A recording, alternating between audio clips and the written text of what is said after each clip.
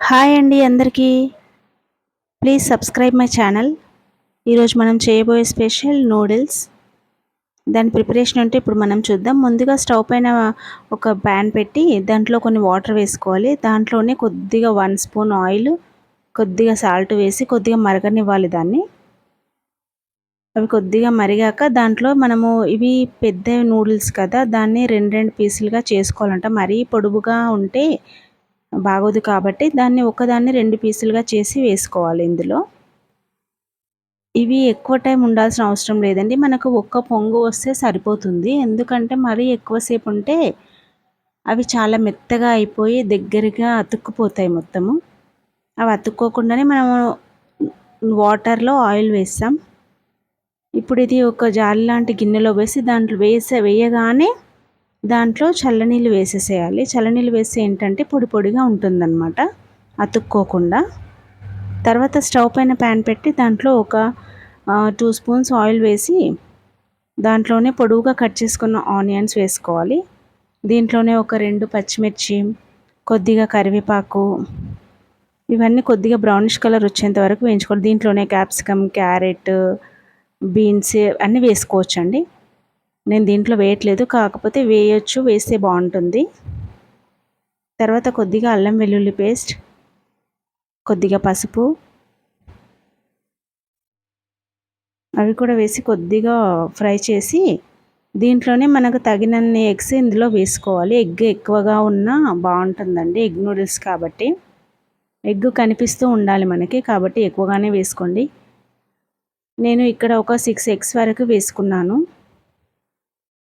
వేసి వాటిని ఇలా కలిపేసేయాలి. మొత్తం చిన్న చిన్నగా అయిపోవాలన్నమాట. ఎక్కువ పెద్దగా ఉండకూడదు, మరి చిన్నగా కాకుండా నార్మల్గా ఉండాలి. కలిపేసుకోవాలి.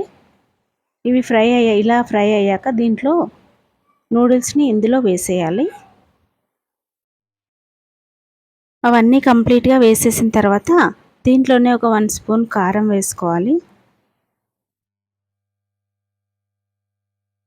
చూసుకోండి, కారం మీకు తగినంత వేసుకోండి. మరీ ఎక్కువగా కూడా ఉండకూడదు, ఎందుకంటే దీంట్లో మనం పెప్పర్ పౌడర్ కూడా యాడ్ చేస్తాం కాబట్టి చూసి వేసుకోండి కారం. నేను ఒక 1 స్పూన్ వేసాను.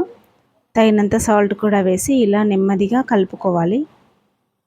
ఎక్కువగా ఫాస్ట్గా కూడా కలపకూడదు. ఇలా కింది నుంచి పైనకి అంటూ ఉంటేనే అవి చాలా బాగా కలుస్తాయి అన్నమాట. దానికంటే కూడా ప్యాన్ని ఇలా ఎగిరేసినట్టు వేస్తే ఇంకా బాగా కలుస్తుంది. దీంట్లోనే కొద్దిగా వెనిగర్, కొద్దిగా టమాటా సాస్, ఒక 2 స్పూన్స్ టమాటా సాస్ వేసుకోవచ్చు. మనం అన్నీ యాడ్ చేస్తున్నాం కాబట్టి ఒక 2 స్పూన్స్ టమాటా సాస్ వేసినా పర్లేదు. ఒక 2 స్పూన్స్ వరకు సోయా సాస్ కూడా వేయాలి. దీంట్లోనే 1 స్పూన్ మిరియాల పౌడర్ వేసి మొత్తం కలిపేసుకోవాలి. ఇలా